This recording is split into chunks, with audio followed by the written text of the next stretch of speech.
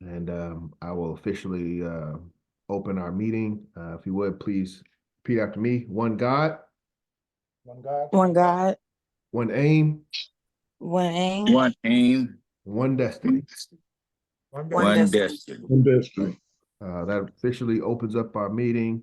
The time is 12:46 p.m. Today is March 23rd, 2024. Brief roll call. You have myself, Brother John, President. We have our Treasurer, Ross Marvin, President Ross Marvin, Recording Secretary, Brother Art, our Financial Secretary in Training, Sister Dr. Kuda, Counsel General, Attorney Imhotep, Second Vice President, Brother Malik, First Vice President, Brother Omasius, and our Lady President, Sister Rod Ebony, which makes a total of 8 on the call. Called this meeting to, and I think this is going to be a regular thing. I like the idea of having an executive meeting prior to our mass meeting at the end of the month. So we can have an executive meeting at the beginning of the month and an executive meeting towards the end of the month. But I wanted to use this meeting, really the first thought was just a planning for tomorrow's mass meeting, but also use it as a way to track our progress from our March executive meeting. So I'll go over. Somebody want to say something? I'll go over what we discussed in our March executive meeting briefly and give an update. First and foremost, bylaws. All officers are responsible to turn in the written copy of our office per our division bylaws. So for me, it's Office of President. I also need to turn in other offices, chaplain. Any office that we are holding needs to be written out and submitted. In addition to that, the executive body, the responsibilities of the executive body need to be written out and submitted. As of right now,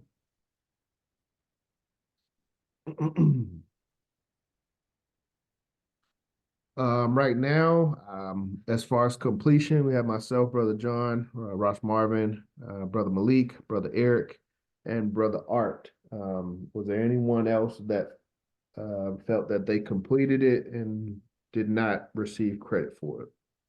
Or is this list accurate so far?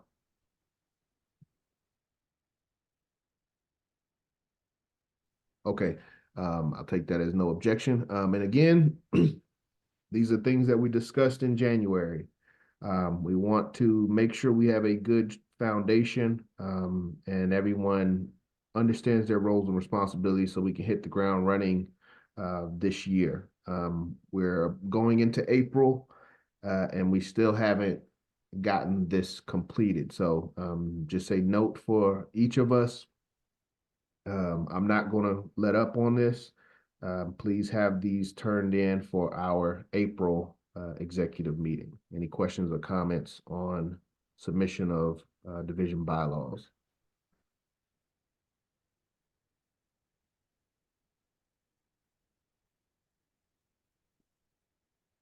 Okay. Second thing I have, or we discussed from last month, was our fundraiser. It does not, and I'll just be upfront. I want to know our position. What is our division's position as far as supporting our international headquarters fundraisers? And that's an open question. I just want to speak up and say I don't know about it because we didn't even do well with our own fundraiser here. So it's just kind of why I think it should be, why are we supporting an international fundraiser when our national fundraiser, what we should do in our local division, isn't being supported? Because if we would subdue what we were supposed to do locally, we wouldn't have to work so hard to do it internationally. You see what I'm saying? And that's just how I feel, race first. Understand, Lady President, and thank you for that comment. That is something that we have to balance, especially you and myself as leadership. And that is, getting funds locally as well as getting funds for our national leadership. So I understand your point. Very valid. Anyone else? thoughts on international headquarters fundraiser. Yeah, what Well, is the and go ahead, Brother Malik. I'm sorry. yeah, because now we have to pay dues on we have to pay taxes on dues paying members, but we don't have representation for anything. And they still asking for more money. Valid. Like, okay, so what's being done with the funds from taxes? Valid. Well, I'll give you an answer to that question. At this point, all of our funds are pretty much going towards the international headquarters. So right now we send as a division, we send 30% of our joining fees and 30% of our member dues, and 100% of our annual assessment goes to the parent body. So it's somewhere around 35% of our income goes to the parent body. So, but so if we brought in $100 a month, $30 would go, $35 would go to leadership. The issue is, and that money would go towards the international headquarters. The issue is, and why we're having fundraisers is the simple fact that we need more money. The funds that we're bringing in for our taxes is going where it needs to go, but our numbers just aren't sufficient enough to get the amount of work done that we're trying to get done in a short time. So short answer, there's just a need for more funds. Yeah, locally. Like the president says, hell, we need it more than they do. They have a building. We don't. And we Well, won't have one if we keep them helping build their damn division. hold on. Okay. Hold on. So let me take a step back. This is not, I don't want anyone to look at this, although this building is in Philadelphia, and from my understanding, Philadelphia does have um, a fight, or a claim to ownership, so to speak. This is Philadelphia's building. However, taking it a step back, this is our international headquarters. So this is the last piece of property that we as a UNIA-ACL hold, no matter what district or area. So from that standpoint, this all divisions have a stake in ownership in this building. Mm. So it's a little special. It's not just a Philadelphia building. It's supposed to be all of our building. But I do understand the sentiments. Go ahead. Yeah, it's still hell. It's sounding like the Ukraine and Israel. No matter how much we give them, they still want more, and we need it over here. Understand. And see, the thing is, Brother Malik, we have to put in work on our side before we consider this on their side. First of all, there's so many sentiments I would like to share, but I just don't want to share them in this capacity. But at the same time, with that being built, we should be able to, we should be working on our own. So we should, if we're thinking about anything with like profits, making money, we have different avenues that we should consider, and not just putting on the table that money is needed. Money is needed. Okay, that's every day. What are we going to? What are the solutions to get us to, to end that problem? Like, what can we do? So that's the answers I'm ready to hear, because I gave y'all 4 or 5 months of it, so I'm ready to see what else the division has. What else y'all want to put on the table for this right here, besides a fundraiser, because where we raising funds, well, we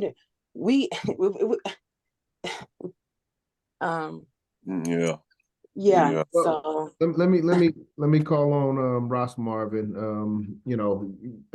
We've, as a division, while you were president, we had a fundraiser. To my understanding, we had a sizable contribution that we provided to Philadelphia and international headquarters. I'm sure there were some similar concerns when we did this in the past of, we're giving money outside, but we don't have anything locally. So could you offer your insight as to your opinion on this? Thank you, President John. for years, as you just mentioned, they've been having fundraisers for the headquarters. And our division has been partaking in the funds contributed to the headquarters. But I forget what year it was. It was probably around 2018, or it could be 2017 or 19. I think they had a HEC or a convention in Philadelphia. I think that's where it was, or New York. And what I'm looking what I'm looking forward to, and it could exist, I don't know. I'm looking forward to a report of the funds that was given and what were the funds used for, as Brother Malik said. I agree. Yeah, so that the audit needs to be had. You see what I'm saying? So, but what I did not like, what I heard when I went to that meeting from our leadership was saying that it was only Duncan and Duguay gave to the headquarters. Only Duncan's name is on the headquarters lease. I ain't want to say that his name is on the deed. So I've seen that in writing. Yeah, see, something don't smell right. He That is bought a the building concern. for $1. Yeah, something don't For smell. $1, and he got it appraised for 200 some plus thousand. So it has 199,000 plus equity. No, like 241 off the muscle. plus $1,000 equity. Yeah. And Yeah. And that Okay. never happened Yeah. before. Yeah. Somebody got a siphoning machine. Hold on. So what I'm afraid of what's going to happen, because I heard that he was either HEC or convention. It was reported by Raymond Duguay. All he was talking about is how much the president general and himself had put into the building. But that was just right after we just had a fundraiser for the building, and I know our division sent hundreds of dollars to help with the fundraiser. But there was no mention that other divisions were putting into the headquarters. And that I didn't like that. And keep in mind too, y'all, Duguay, they hate Division 421. They keep saying this a lot. So I just want y'all to keep that in mind too. I mean, I'm not saying that everyone feels this way. Just the President General, Assistant President General, feel this way about 421. So I just want y'all to be mindful about where you're sending your hard-earned funds outside of your division before you think about, making contributions of your own. So just keep certain things in mind. Yes, ma'am. Yes. Grace first. Noted. We need a report or auditing, as Brother Malik would say, on what were the funds given, because this is what I'm afraid is going to happen, y'all. I'm afraid that as Lady President saw the document where now the building is owned by the President General, and I had saw that same document too, that the building is owned by the President General and that he bought it for $1. I think what's going to happen, y'all, is that the day when the President General is not the President General no more, and I could be off, I think what he's going to say is that the UNIA owes him $200,000 because that's the money that he put into the building. That's how much it's appraised for. So he's going to want his appraisal money. Or he's going to want half of it or something out of it, or he's going to just hold on to the building and walk away. Well, we need to have and build an that independent restaurant audit. downstairs like he want to, because that's what he want to do. He want to put a restaurant in that building. So, yeah, I heard that too. But even though this is all, what I'm saying, I have factual as far as the transfer of the property to the President General. But the other things I'm saying is, I just have a feeling, because all they've been saying when we go to HEC back when I was the president is that they've been just talking about what the President General has put into the building. And seem like they're saying that because when he's not the President General going to demand back that money from the UNIA, and the UNIA ain't going to have the money, and he can end up taking over the building. I just feel a concern. But Well, can I bring in Counsel General Attorney Motep? What is your perspective from legal defense as well as Counsel General and High Executive Counsel? And Yeah, I mean, you got a lot of positions, but want to know your perspective. Attorney Imhotep, are you there? Yes. Else thoughts on Fundraiser International Headquarters ownership before we but yeah, it seems to be a mixed bag for us.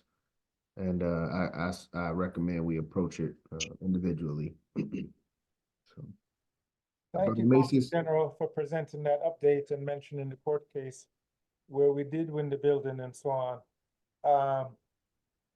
The question I had to ask in what you had said in reference to one man, one vote, is there any talks or movement in getting representation from the members who are paying assessments but don't have representation at the election conventions? I haven't heard of anything, I guess you could say definitive, uh, one way or the other. So I've known of President Duncan mentioning to someone who had asked, could people be able to vote who are not present? Maybe online voting, and I think Duncan said that he would, that could be discussed. But I think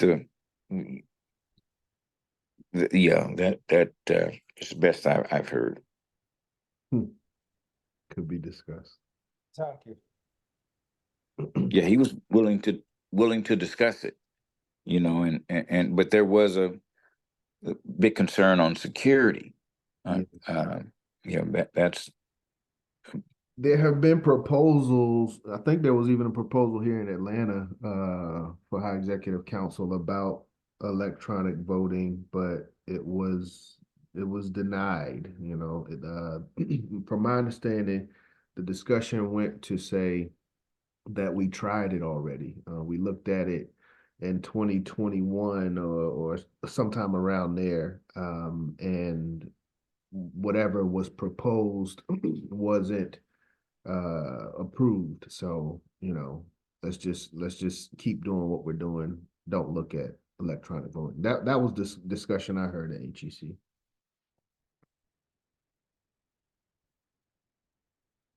But we definitely want to make a proposal, and we'll get to resolutions later in the meeting if we can proceed. But anything else on like I said, anything else on international headquarters or fundraiser? And I think I called on Brother Macy's. Did you want to say anything in regards to Philadelphia? You had spent some time out there. The division and the people in the city. Anything you wanted to say? And the international headquarters as well. Yes, President John, there's one more comment on the international headquarters. Go I ahead. think you had suggested a few weeks back, I think in our executive meeting, that our goal is for each officer to contribute $100 towards the headquarters, I think it was $50. I hope it was $50. $50. Yeah.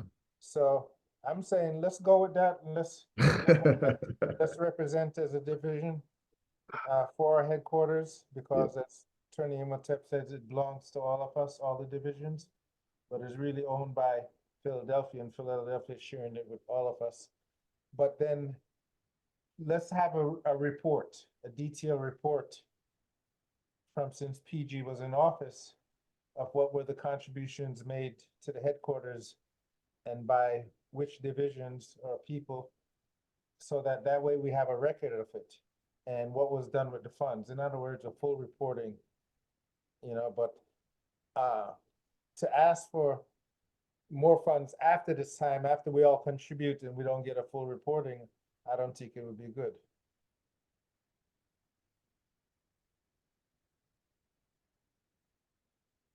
Understand. Anyone else see. Yeah, Go ahead. greetings, Greetings, greetings, brother family. Macy's. Greetings. Yeah, as far as the fundraiser I did, spent a lot of time in Philadelphia and got a chance to hear a lot of the stories about the past and everything that happened. And one of the main reasons I was removed from commissioner is because I met with the person who took the president general to court uh, during that time. Of course, the goal to unify was the objective, but because I didn't reach out prior to that, was one of the reasons that I got removed, or I didn't tell anybody. But that just the climate there of the war that has been happening over this building. For me, it's kind of like it's really sad, honestly. Um, um, it's really sad to me that um, property could cause so much division. Yeah. With the state of our people, even in some of our hearts, this property is an issue.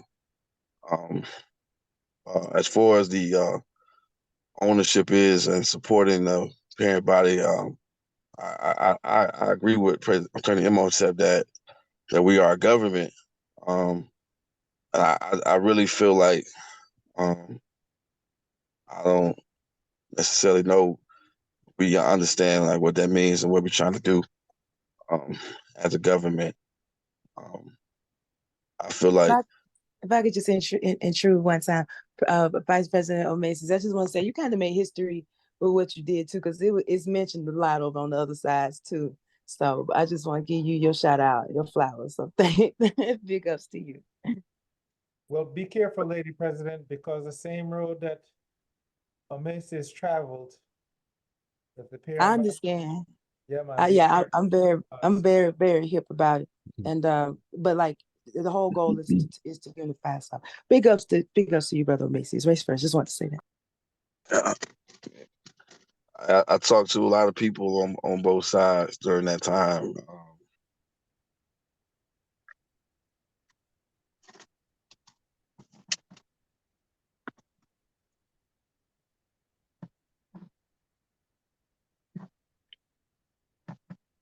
Excuse me. Oh, yeah, you still there? Yeah.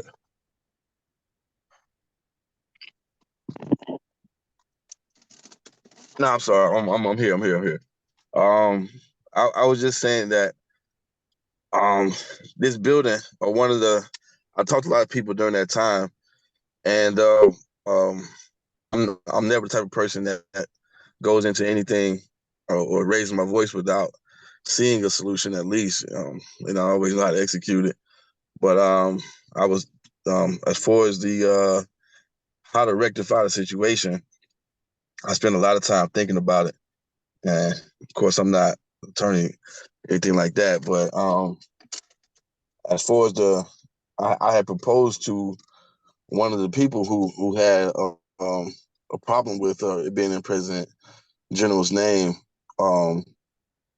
to write a resolution to create a real estate investment trust in the name of the UNIA, that all members could be the beneficiaries of this trust, and that being one of the first properties that we have, and a goal for us all to be able to produce properties into this trust. Right now, as far as the building being the international headquarters, the sentiment it's for me, it's more sentimental than it is of real value. Right now, it's not operating as an international headquarters. It's operating as a building for 121. When I went up there last, they didn't even let me in the building. Not they, Mama Basima specifically. She said that she wasn't comfortable with me being there. It's not 121's building, it's the international headquarters. They were having to clean out. But it's pretty much, to me, as far as the real value in it, it's ran as 121's building, not the international headquarters. That's a sentimental value for us. I think that in sending money, we have to look at that, but not necessarily look at it as if maybe we should stop sending our funds there, but look at it in a way to how do we rectify it. And for me, that was the thought process behind the rectification: is how can we all in the UNIA leverage it to, number one, help us grow our government. And that's really the main focus. And to just how can we turn that sentimental value that we're holding on to into real value for us as a division, and for not only us who are in the government, but people outside of it as well. Because as a government, that should be our focus on how can we improve um, our community, not necessarily what property we have within it. The first real estate is a person. That's the real estate on the planet, and we should all focus on getting more of that. That's my opinion. Situation. Thank you, Hope it makes sense. President. Thank you. Vice First. Anyone else before we move forward?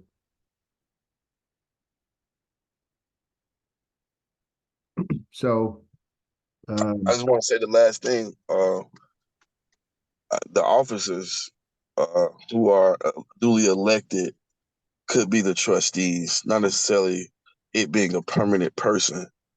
And that way, it will always be a UNIA building. And it will remove the fears that they keep having of not wanting to put somebody on as a trustee because they believe that they'll steal the building. They don't trust each other up there. And that also brings the sad as well.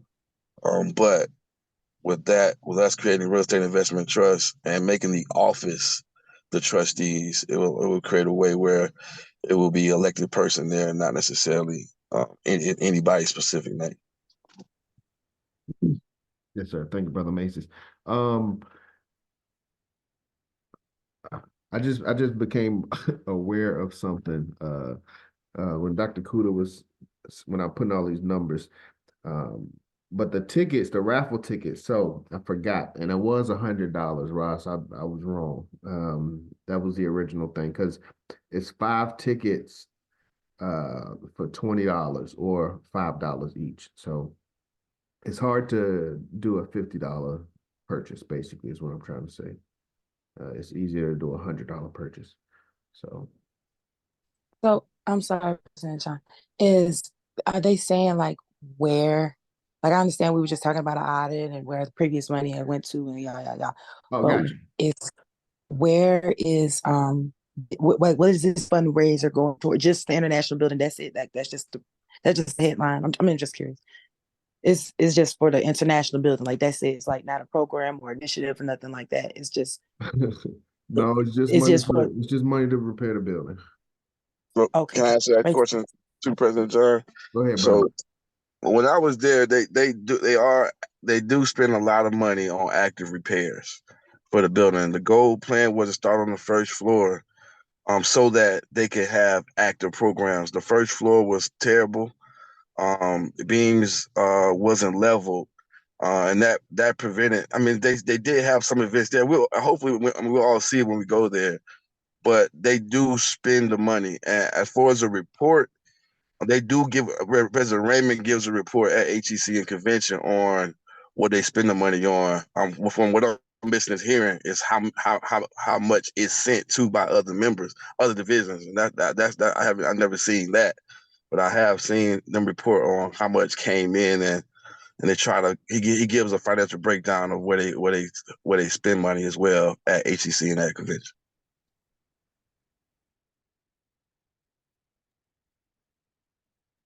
First.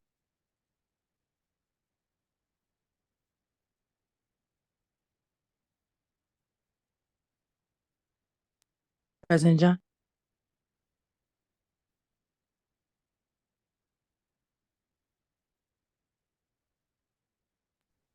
We can't hear you, President John.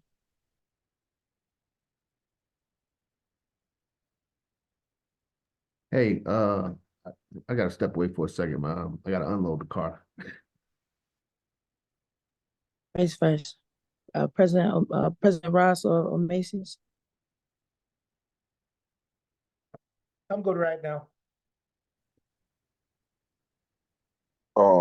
I guess I'll just give more information about the international headquarters.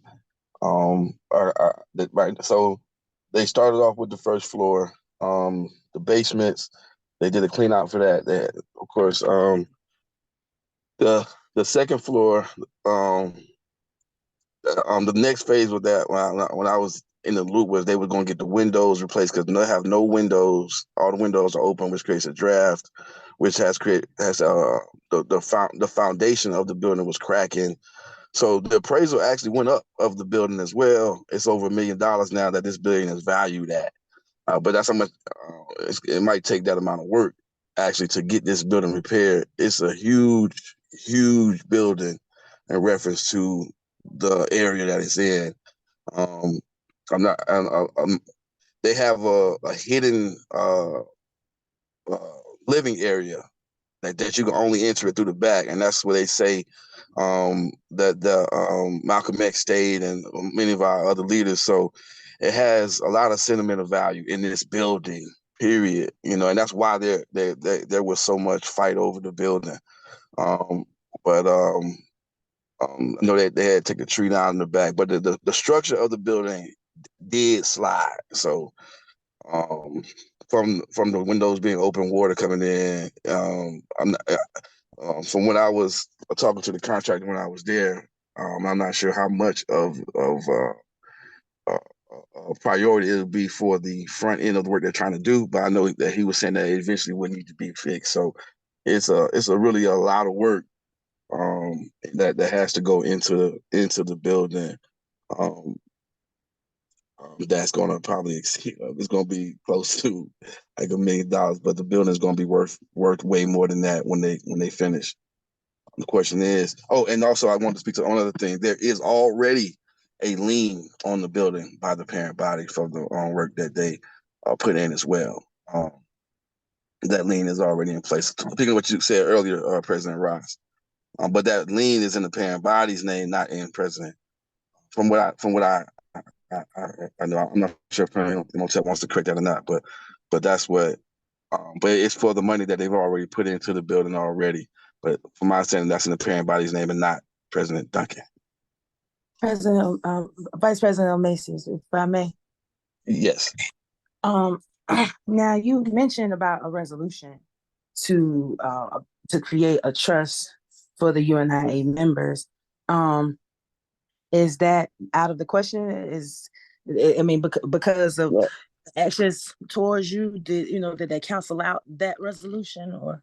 No. I mean, I spoke to a member there about doing it because I didn't want to do it. I didn't want to present it, but we could present a resolution as a division. We wanted to. Anybody can present a resolution, but it has to go through the process, of course, of going through HEC, getting voted on, and going up. But so we would just have to put it together and present it. So, but it has not been presented to the parent body, from my knowledge. I was talking to one of the members there, the immediate past commissioner that was there. I don't know why his name cannot come to my mind right now. But I was talking to him about it, possibly doing it, because he was really just complaining to me about it one day. I'm like, man, you don't got to complain about it. You just have to have a solution and submit a solution. I can't think of his name. I can't think of his name, President Rob, the immediate past commissioner, but it doesn't matter. I don't think he did it. That's the question. That's the answer. But we can. That's perfect. Vice President. Okay, I need to proceed with the meeting. It's 1:30. It's been an hour. Okay. Well, that's the first hour. The final, what I finally came to was everybody if everybody can contribute $60, that would be 3 or let me see, 15. No, wait, 5, 10, 15. Yeah, it's 15. 20, 46, yeah, 15 raffle tickets or 3 books or 5. But if everyone can contribute that, that will bring us to $760. Any objections? I don't have any objections, but I do have a question. Yes. We do have funds and we do have things that I'm just gonna get straight to it. Do we need to be running some events? Like I know how I'm not just I'm tired of living in the past, and it taunts me every day because we shouldn't have to pull from our personal pockets when we had the actual sources to make these funds and be able to contribute out of our division bodies, account. So my question is, are you all wanting to do events and make profit for our division so that we can see progress in ourselves? How do you all feel about that? I don't want to just create events and nobody's comfortable, or I just want to see how because I see we participate in a lot of other people's events. We go there, a lot of people participate. Like there are a lot of people there. People show up for people. We show up for people. Could we show up for ourselves? Is that something that we're interested in? So I just want to put that seed in your mind. I don't even want to answer. I just want y'all to really think about that because you see what we're up against as a division when it comes to the resources that we need. We have the will, we have the way, we have the resources, but do we have the want to? Do you? So I just want to put that there. Race first, y'all. I love y'all. Race first, Lady President. Thank you. But that will be yeah. Anyone else?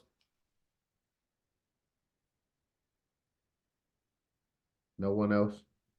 Okay. So final, Oh, somebody, go ahead. yeah, I was just, I can't, my voice went out for a second, so I'm not sure what was said after Red Ebony, but I wanted to kind of just add to the question. Can we have an event where we actually sell these raffle tickets? The raffle tickets, well, first of all, raffle tickets have to be sold prior to us leaving for HEC. So prior to April 10th. Okay. So I'm sorry. What was the 150 for? 150? What 150? I sent you 150, President, for HEC something. Send my 50 back. Send my $150 back, President. Oh, no, that's for travel. That's for travel. That's for going up there. You going up there, right? Yeah, huh? Yeah, I'm going. Y'all taking me? Well, that's in the next part. Without knowing what I'm sending 150 for. I'm trying to get to that part of the agenda, Lady President. Let's move there. Sorry. My bad, y'all. First, keep going. Sorry, President. Carry on. All right. But this, as far as the international headquarters and the fundraiser, I'll be expecting $60 from each officer. I will contribute $100 as president, which brings us total as a division to $760. Are we okay with that? That's what I'm saying before I proceed. Okay. We don't have a choice, do we, President? Say again. I said we don't have a choice. It's like what it is. Like what we have to do. Well, I mean, that's my proposal. You are Lady President. Of course, we got a choice. Like we always have a choice. What do you think? No, I mean, if this is what they're requiring, this is required because, like I said, I just paid 150 for something. So this is a whole nother fee for something. This is for the huh? So wait a minute. Raffle tickets. You get a chance to win $1,000. You might win $1,000. What the heck? What? Wait a minute. Wait, stop. So, okay. This is a fundraiser for the international building, and they are rewarding the raffle ticket winner with a possible $1,000 for their contribution of a raffle ticket. Correct? Yes. Okay. And this is to. Okay. All right, I got you. Race first. All right. I'm gonna proceed with the meeting. That handles fundraiser for today. HEC. Now, as far as HEC and travel, there are some individuals that have already made their deposit. Myself, Lady President, Sister Diane, I believe, were the only ones. Mama Moja canceled. Brother Eric did say that he would be traveling, but he's trying to get some things together. Was there anyone else that? Oh yeah, Attorney Emotep. I got him. If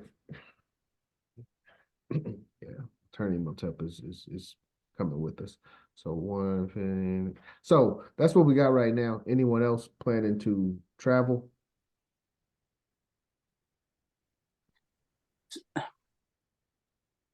You okay, Lady President? You want to say something? I do, but I just don't want to just hold up time or sound confrontational or nothing like that. So excuse me if I do, because I don't mean any harm. So this 150 is for like my room and board. They gonna provide me food. I'm gonna get a t-shirt. Like, what's it like? Just or just parent body fee for leadership? No. Okay. Okay. The 150 is a deposit for us to secure the vehicle and lodging. So traveling and where we're gonna stay. Riding with y'all, and I'm staying with y'all. We are looking at, yeah, I mean, we're looking at a Airbnb type situation, male and female, you know, like different sections for males and female.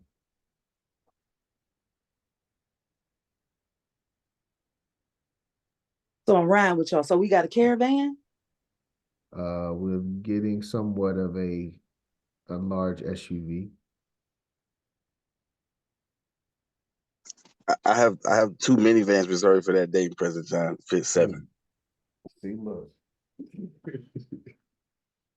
look. What? See, all right, but yeah, minivan. I mean, I haven't paid for it. I'm just saying I haven't reserved. Like, if that's as an option. We working with Lady President right now. Lady President, what are your concerns?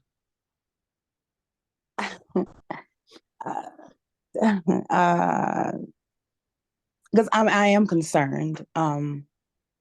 Because I wasn't sure what the 150 was for. It was just told for me like HEC, and I was fine with that. But now that we're on the topic, I just want to break it down, because if it's for lodging and travel, I didn't write that part in on my side. I didn't know I was traveling with the membership. I wasn't even exposed to that being an option. Yeah, I just would like just more information about that, so that we can see about, what's all involved.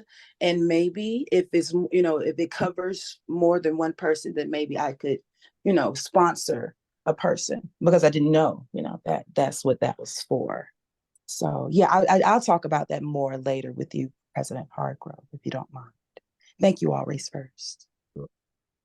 Any other comments on HEC travel and preparation? Brother Macy's, you say got 2 vans. Have you seen the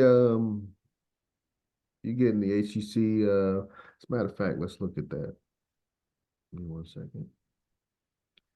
The HEC emails, or the HEC preparation email.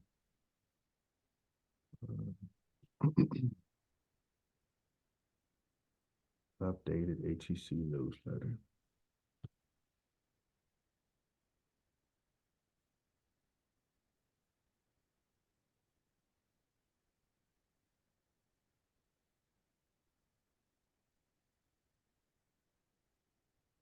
Okay. Let's see. As we all should know, HEC is coming up next month, April 11th through 13th will be the official days. We plan to travel on the morning of the 10th, sometime by the morning of the 10th. And also, President, if I may. Yes. This is also President General's elections year. So I do want all of you all to be aware that this is the year that you can vote for a new President General or a new President Assistant General for new high leadership too, as well. So I know I'm not even sure if anyone even, is even thinking about it, but people should. I think that we should, consider who we would like to see in our President General seat. But please keep in mind, this is the same seat that Marcus Garvey himself sat in. He is the found Marcus Mosiah, the righteous Marcus Mosiah Garvey, held himself even in his time. So let's just know how prestigious this position is and why this is such a big thing and why this is why we're all trying to scatter around and get this together and align for these special events, because it's, you know, this is the leading of our government. So just keep that in mind. Come to the president meetings. I'm here. I'm the one to say that because I miss them, but I still, you know, try to keep in, you know, contact with majority of the people. But like I spoke with President about this before. I'm not going to say anything. It's too early, but I do want you all to, you know, then keep that in mind, that this is the year that we vote for new presidents, a new president general and assistant president generals. And if you would like to see new leadership, if you want to see Garveyism, then I think you should consider, you know, exploring other options in our UNIA-ACL government. So race first. Race first, Lady President. Any comments, questions?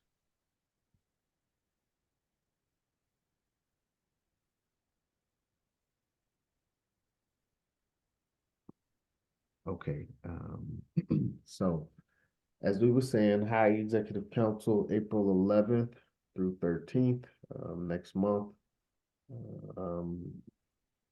Oh, what I was trying to say is there was some Airbnbs is what they had. Oh, provided by Atlanta. I mean, not Atlanta, but Philadelphia. I think this was some copy and paste that they left up here. But starting from 2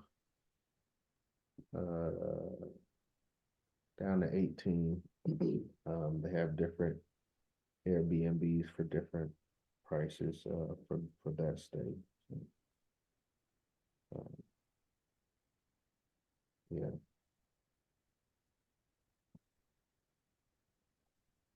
But yeah, HEC is coming up, so stop sharing.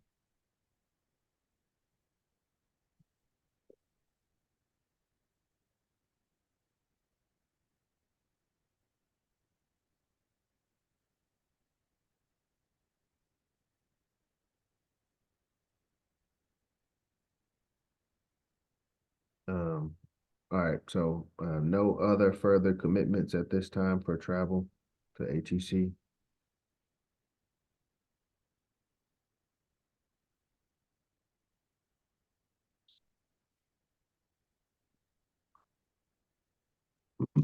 Okay, President. yes. Yeah, yeah. I apologize. I lost my service there. Not sure what to discuss, but I actually will not be at HEC this year.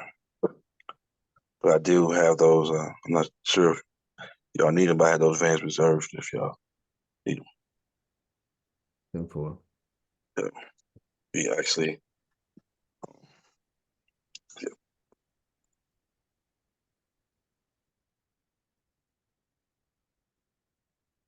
Okay. Let's see. All right. Well, for the sake of time, I'm just going to go straight to the topic for tomorrow. And then we can close out. Let's see. Slides.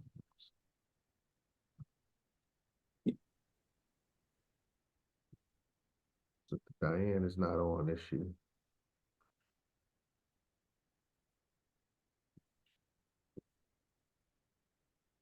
Well, just everybody up the agenda, planned agenda for tomorrow.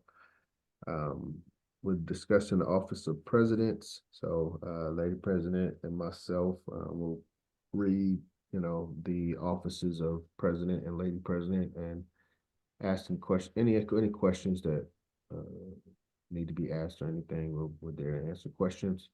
HEC update to our mass meeting members. Just let them know that some of our membership will be in Philadelphia for that week, and you know, the business that we plan to be attending to. Garvey birth home video. So I wanted Sister Diane to speak to that. She had a recommendation to include this in the mass meeting. Does anyone have any comment or to that can speak to that?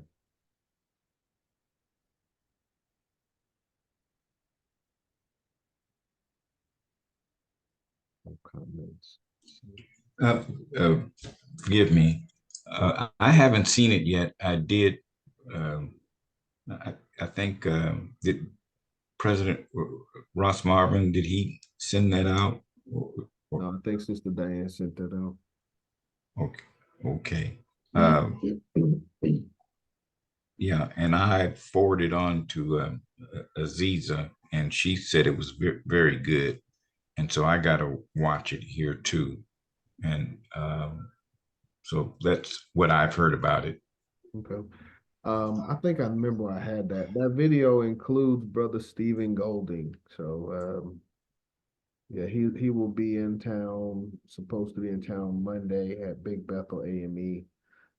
That's one of the things we were talking about at the beginning of the call. We plan to have a group there to greet him to the city as a Garveyite, but we are aware of his history, so to speak. So, any comments on? I don't know if Yeah, I'm not this is familiar with him. Stephen Golden. Did you see if you? Yeah, he's my brother out of Jamaica. He's the president of Division One, so of the UNIA. But he's not under the Dunk administration. Let's just say that. Okay, because I was gonna ask why we weren't presenting him since he's coming here.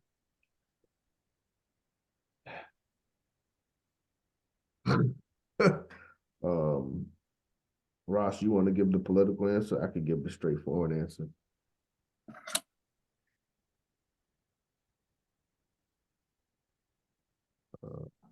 Well, to my understanding, he's in the same realm as Dr. Umar. He's someone we can support privately, but we cannot promote publicly. Okay. All right. Yeah, I'd like to know, wish learn more here, but also I'm thinking that in part we got all these UNIAs, divisions around here, here, so that schism here is part of it. Yeah. So. Well, what's the issue with him?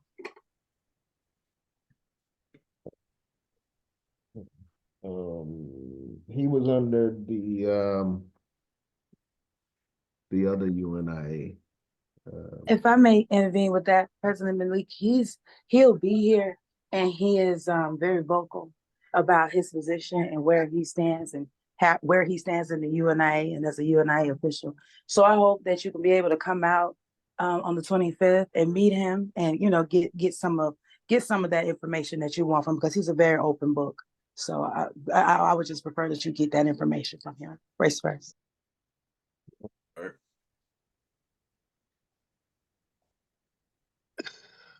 Any other questions?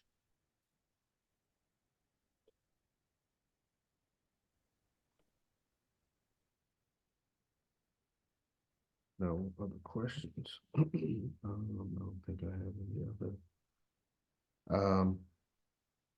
So that's Sister Cicely is not on. I don't know if she got the update, but it was her recommendation on the Monday spiritual calls. But this coming Monday probably wouldn't be a good evening to do it because of the meeting at AME. So I was gonna mention that. I had to push that out to at least next week. And that's all I really got. It's 151. I don't have anything else. Brother Attorney Motep, you raise your hand. Yes, thank you. The Malcolm X Festival is coming up May 18th and 19th. Yeah. And I didn't know if we had officially decided we were going to participate or not. I'd like to very much encourage it as a membership fundraiser drive here. The cost to set up a booth is $300. I would be willing to pay half of it, and I also want to coordinate the members who will be able to attend and sit at the booth, monitor the booth, and also make certain we have the membership registration down here. So I'll do whatever I can to get it working here. It's 2 big days here, and I was thinking yes, and being I'll go ahead. I'm sorry. volunteer with you. No, I'm sorry. I was saying I'll volunteer. Great. Yeah. And we need, that's 2 days. Yeah, we're gonna need everybody that can help out. Great. And being Malcolm X's father was a Garveyite and lost his life in part because he was a Garveyite. And so it's we need a booth there. We need to show the red, black, and green, and it's mainly a membership drive. We're talking about we always need some members here and dues paying members.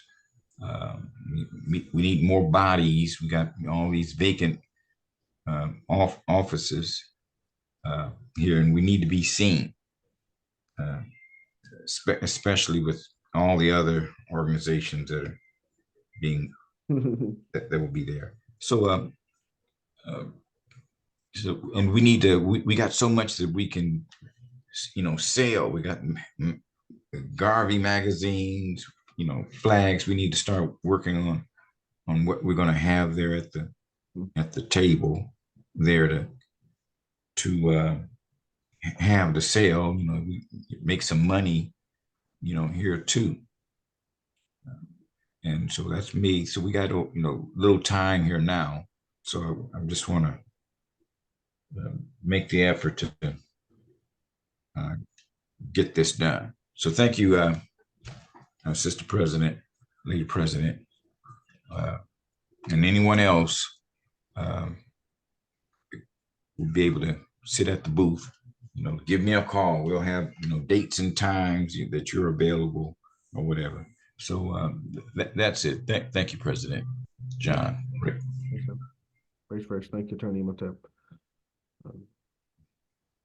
I just want to say that's fine because I attend Malcolm X Day. I've been attending it for the last 3 years, and it's a huge turnout. $300 for a vendor fee is well worth the money because of how many people are out there. Like, it's packed for blocks.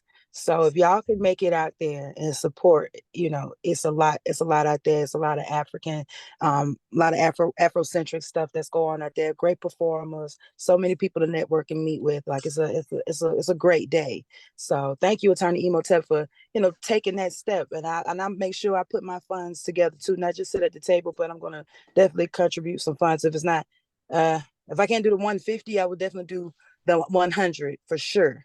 So I'm definitely down for that, and I hope that somebody else will volunteer and take up that extra $50. I just want to leave some room open for other people of our membership to take on different responsibilities that are presented to us as well. So thank you, Attorney Imhotep, as well, for coming up with that and taking responsibility on that. And I'm happy to assist anytime. Race first, y'all. Race first. Do we know what day that will be on? Because I think they had a couple days last year. I don't know if they're doing the multiple days or it's just Yeah, one day. May 18th and 19th, Saturday and Sunday. And the 19th is Malcolm X's, birthday. It falls this year on the date of the festival.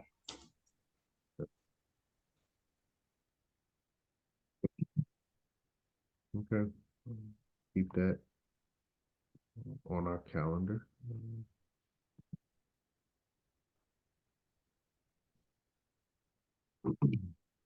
Any other uh quick recap, and there were some things that I, as we get ready to get off there, these are the things I was supposed to discuss, and I'm gonna touch on before we get off. Update the officers text group. There's some officers that need to be added to the text group, and some officers that I think could probably be removed from the text group at this point. Yeah. So there'll be an updated officers text group. Please expect that by next month. Constitutions. This is for Dr. Kuda and Brother Art. This is an assignment for myself as of right now. Brother Malik, I'm going to need your help with this in the future as part of our Constitution coordinating group. But I need to make sure you have a inventory of constitutions, and as new members sign up, we can provide them with constitutions. But Dr. Kuda and Brother Art, I owe them constitutions. Did you send out the digital ones? They have the digital ones, yes, but I own the physical ones. Okay. Actually, did you get the welcome packet I made? You can just send that to them. Is that the one we were talking about that I need the that app? Yeah, well, I redid it where it's just the link instead of the actual video. Because I got it down to under a gig. Because there was a lot of PDFs in there, a lot of books included in that, with the bylaws, constitution, and a couple of I think it was the philosophies and opinions in it, and the write up on Julius Nyeri. You remember when? I got something from March 8th, it looks like. I don't know, it's been a minute. I have to go back through my stuff and look. Yeah, this is the you said this is the written stuff. Same what I thought it was. Yeah, let's see. Inbox.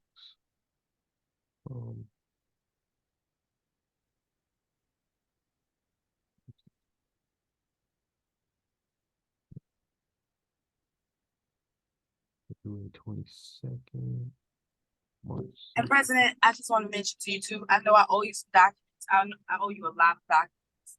And I've been telling you my situation, but I should be done by this weekend. I'm really working on it. I had to go and get some stuff out of my storage so I can complete the due task. But I want to give you my word from everybody that I have it finished by tomorrow, not a day later. So thank you for your patience. Thank you, everybody. I really appreciate it. Thank you, Lady President. Brother Malik, let me see. One of the last things I got, March 2nd. You know, it's January 28th, I think was the, yeah, I think that, well, no, that was the Dropbox link. Yeah, I'll find it and resend it. Because I want to say I got it to where it was just a link. You didn't have to unpack it. Okay. All right. Well, let me continue with this so we can get back to our families. I appreciate again everybody for their time and their sacrifice. But again, I don't want to abuse that. So I'll send the constitutions out. I'll try to do that today.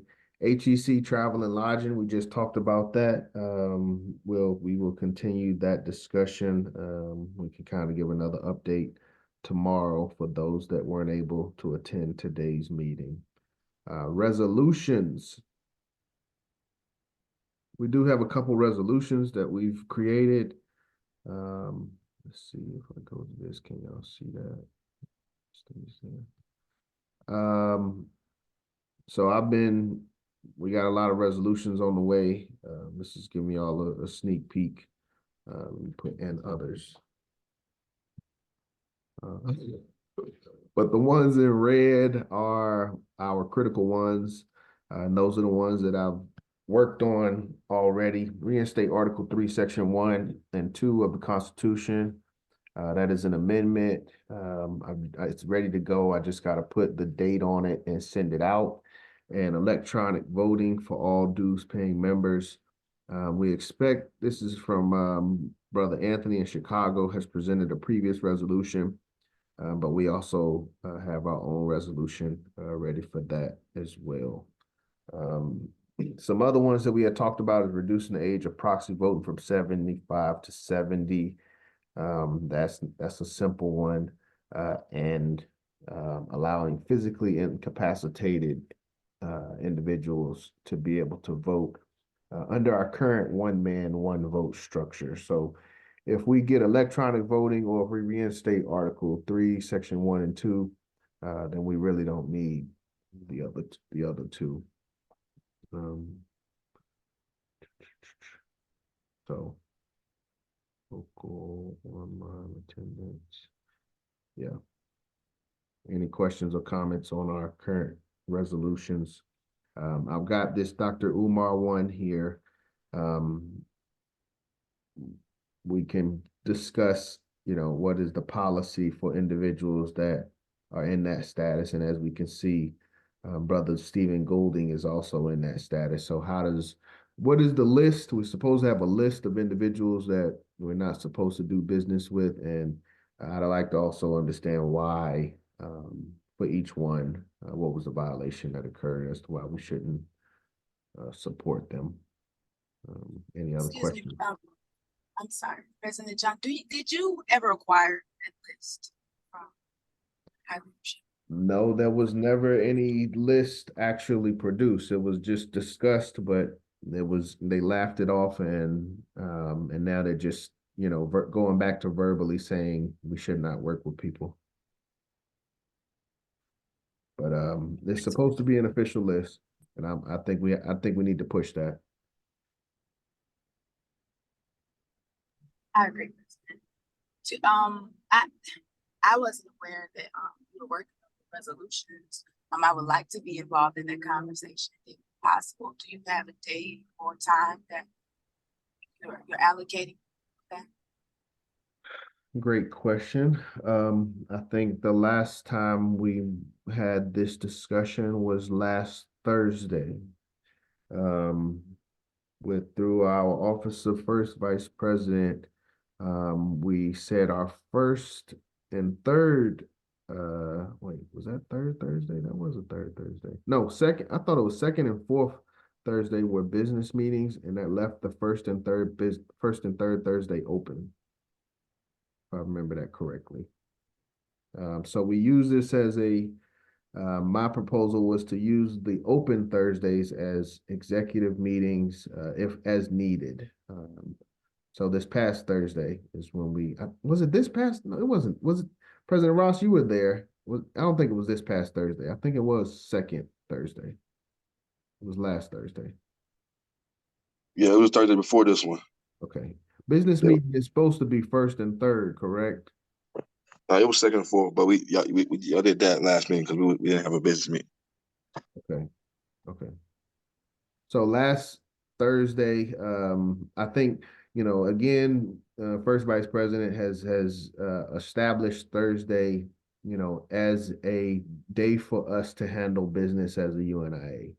And I don't want to lose that traction. Again, I don't want to hijack his Thursday meetings, but if we've established that as a meeting time for us as a body, I don't want to overcomplicate things, we're trying to do a Monday, but anyway, Thursday. I mean, we have exactly. I was just about to say we have other days of the week. We have Wednesday, we have Friday, um, we have Saturday evenings, if days when we don't have events or when we're not at other gatherings. But there are other days that we could allocate or assign for this particular conversation and topic. That's a great Wednesday. idea. That's a great idea, Lady President. This was just the first day that was proposed, the first day we were actually able to meet. I don't even know if we had developed a follow-up day. Okay, race first. If I could suggest, if I may, Wednesdays, just because it's hump day. Wednesdays, well, we know we have president's call first Wednesday and then secretary's call second Wednesday.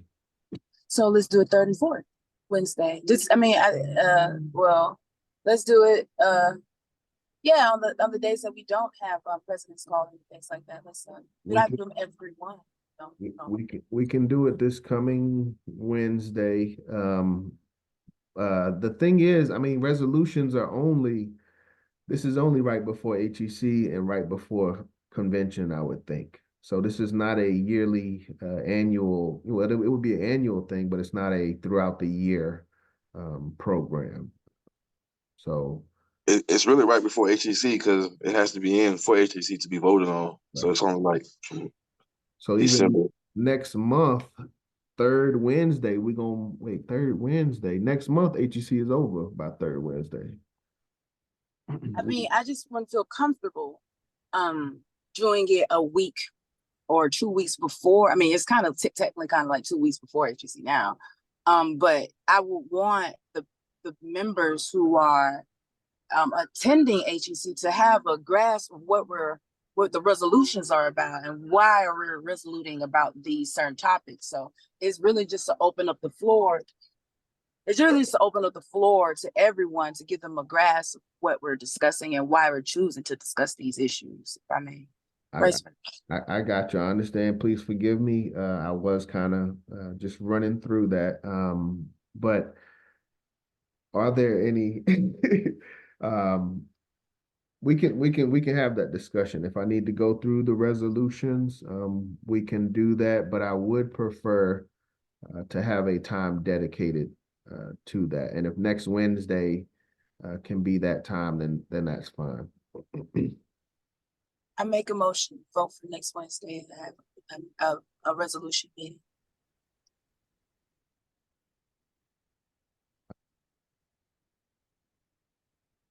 Anyone second that? Nobody want to have meeting Wednesday? Nobody wants to meet on Wednesday and have a bad day. Like if it's a bad day, please speak. This is the time. Yeah, well, let's just put it this way. It's a great question. When do we need to have our next resolution meeting? A lot of these things, sometimes I'm not able to think far ahead and I just hit y'all with hey, we about to have this meeting tomorrow. But I have a question. Yes. Is there a deadline to submit resolutions that are going to be discussed in HEC? Great question. Great question. See, that's why I need everybody. And that is why we had the meeting when we did, because the previous deadline was like last week. But it was actually Monday. This past Monday was the first meeting of the resolutions committee. So we were trying to have a meeting to throw some stuff together to prepare for Monday, but we've been given an extension. As far as that extension, it's probably going to go right up to HEC, honestly, but we need to be ready at the very least by the 8th of April. We need to be ready, which is 2 weeks. Wait, 1, 2, that's 3 weeks. No, that's 2 weeks, a little over 2 weeks. Is that 2 weeks? Yeah, that's a little over 2 weeks. President John, I feel like that's very optimistic to think that Secretary General is going to give people that much time, that long of an extension. Well, so 1st of April? I mean, for the last couple of years, it hasn't even gone this long. For the last few years, it was always deadlines always been in March. So I mean, I've never seen it go this long. Like that's my first time seeing the deadline is late. You're right. So we really kind of clarify when the deadline is going to be. Let's say end of March, by the end of March, we need to have submitted. That's in a week and a half, so I would again make a motion to have this resolution meeting this coming Wednesday or Wednesday or Friday evening. I don't want to take you all's weekend from you.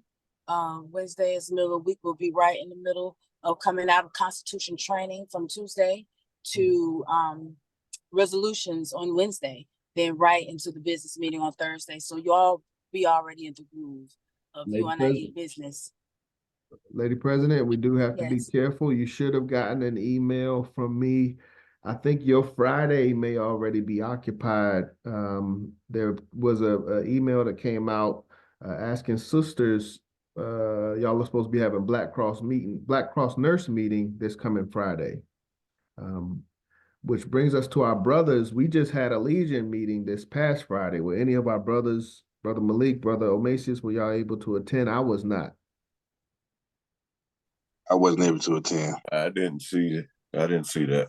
Okay. Yeah, I didn't even see the email, but that's not nobody's fault, but it's mine. But yeah, So Lady President, that's why I say we have to be careful about the days that we're picking because some of our days are kind of occupied.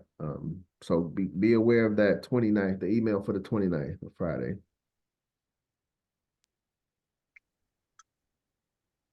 '27th or the 28th.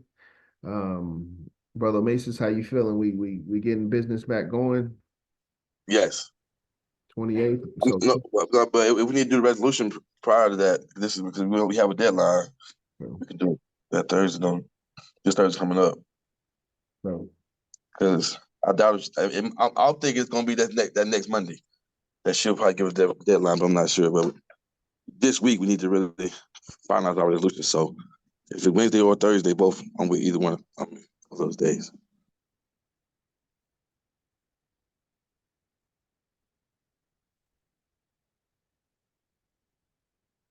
If I may speak, President John. Yes, I need to step away for a moment again. I'm sorry.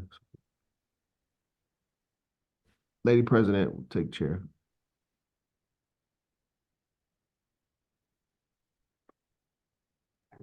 I apologize. Could you repeat that one more time, President? You said you had to step away for a second. Can you take a chair? Absolutely. Well,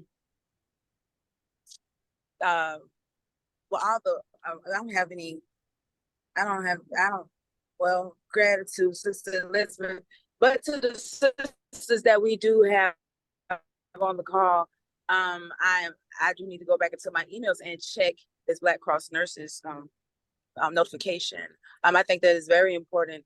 It's kind of been a delayed factor for myself in my division because I was really just wanting to build up our sisters in our division.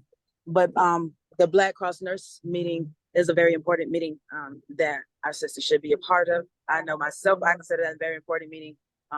When time obliges itself, my goal is to have Black Cross nurse meetings with current health topics, current events in the medical field from professional health experts to come and be a part of those meetings. It's important that we know what's going on in today's society as far as health. Yesterday, I attended it was a woman's event with Dr. Patricia Rodney, the widow of the political revolutionary late Walter Rodney. And it was great. It was a lot of women there who have built themselves through their education and have taken the time to build it back into their communities, like taking it back Black, literally. They were a very group of inspiring women it was actually a gentleman, Dr. Dumas, he was on the panel as well. And they were all talking about their experiences with Dr. Patricia Rodney and all that she brought to Morehouse and to the School of Medicine, and their experience with her. I did have a time to speak with Dr. Rodney myself, and it was an enlightening experience to be in her presence. It was just very, like I said, it was just very inspiring to watch the women who were coming out of her mentorship becomes theirs, becoming the great in their own way.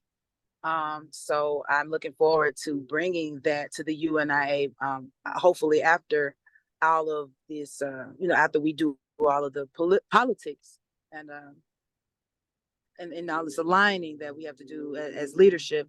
I'm looking forward to going to Morehouse and Clark and Spelman and Morris Brown, like we previously discussed, to get more people involved, get our youth involved, get our communities involved, get our scholars involved, let them know, bring a Garvey club to these institutions, building Garvey chapters in these institutions, making sure that Garvey is being taught about in these areas, in these capacities. And I think that is important that we all do that. I was talking with another brother, of course, from another association, and they were talking about how they had Garveyism in the prisons in their divisions. And I think that's excellent. I think that should be the main thing that we should have here in Atlanta, due to the fact that Garvey was, institutionalized here, right here in Atlanta's federal prison. So we should have those programs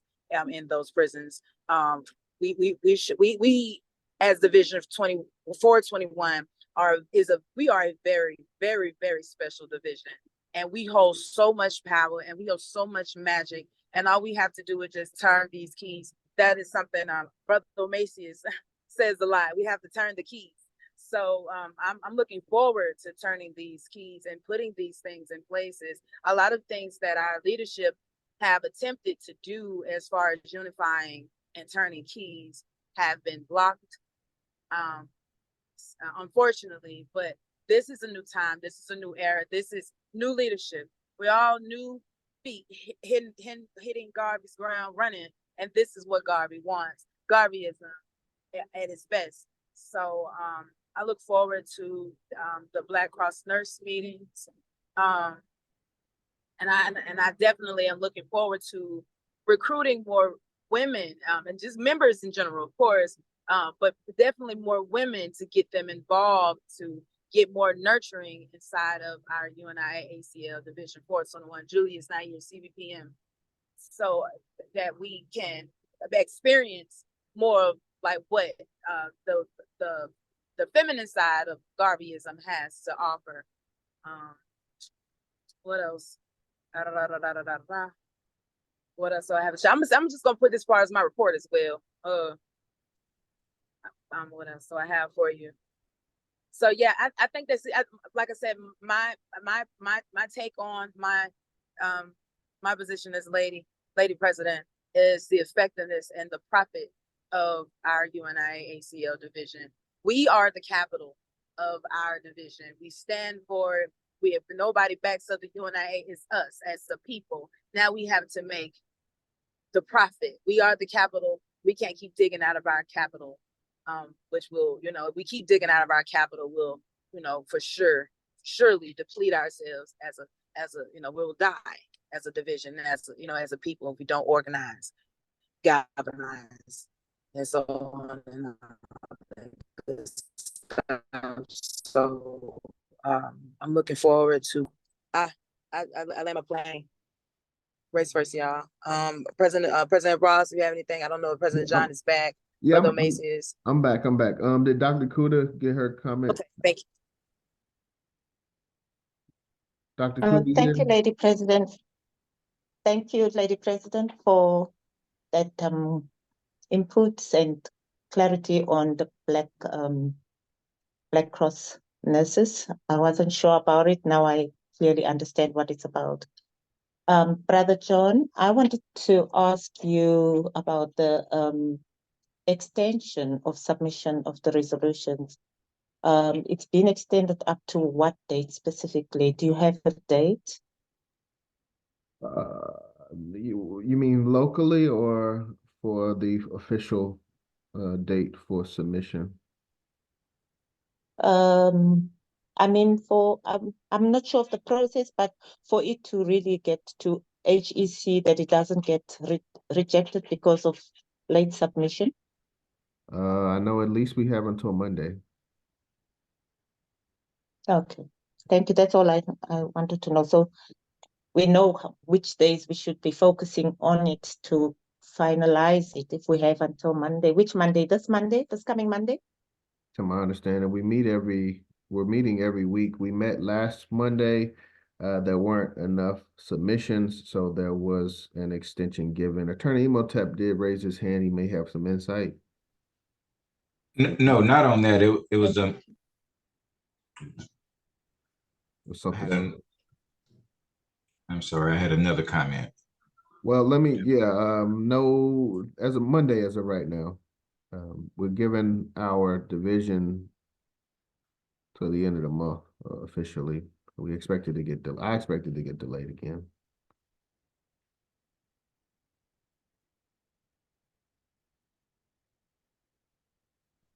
I'm just worried that we shouldn't be turned back. Like one speaker already mentioned that in the past they used to reject them if they are behind time that was set. Then I'm just worried that we shouldn't miss the deadline to submit to HEC for it to be accepted. You're right. We shouldn't. You're right. But we do need to meet as a body to make sure we are clear on what we are submitting. So sometime next week, we definitely need to meet. Probably not Monday due to what's going on locally. Tuesday, Constitution meeting. Wednesday is available. Thursday, possible business meeting, but Thursday could be available as well. And Friday sounds like it will be a Black Cross nurse meeting. So it's down either Wednesday or Thursday for resolutions meeting.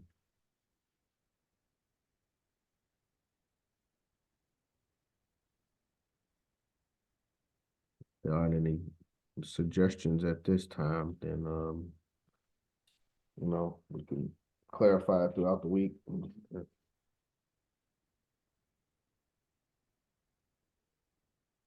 Okay. Resolutions, those are resolutions. We'll discuss that more next week. Again, I said it's a couple things I need to discuss.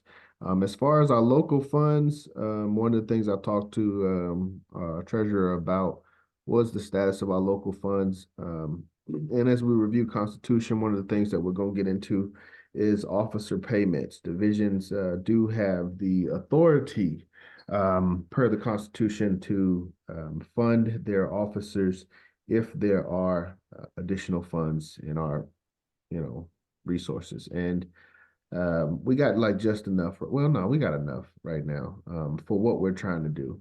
We're not doing anything crazy, but I do have a proposal for officer payments.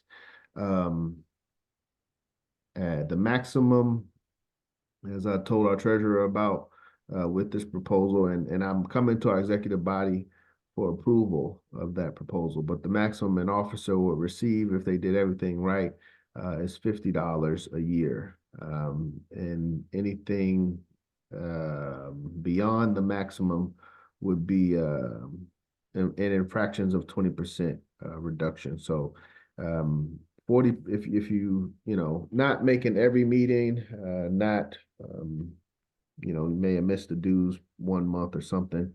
Obviously you're not perfect. So you drop down to the next level, which is $40 a month. If you have sufficient absence or sufficient lapse or sufficient absence when it comes to fulfilling our local responsibilities or things that we need to do, whether they're local or not, you'll drop down another 20% and $30. Beyond that, it goes to what I have suggested is you get dues contribution. So you'll get like 3-4 months dues paid, depending on when you, yeah, that's more for new officers. So that is my suggestion, and did want to know our officers' opinion on officers being able to be paid.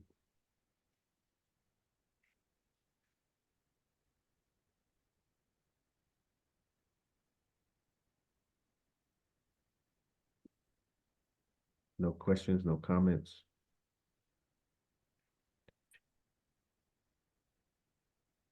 Okay. I didn't get that. I'm sorry, President. I was listening, but I didn't grasp what exactly you are saying about dropping from 50 to Making 40 and then to 30, then to 20. What's it all about?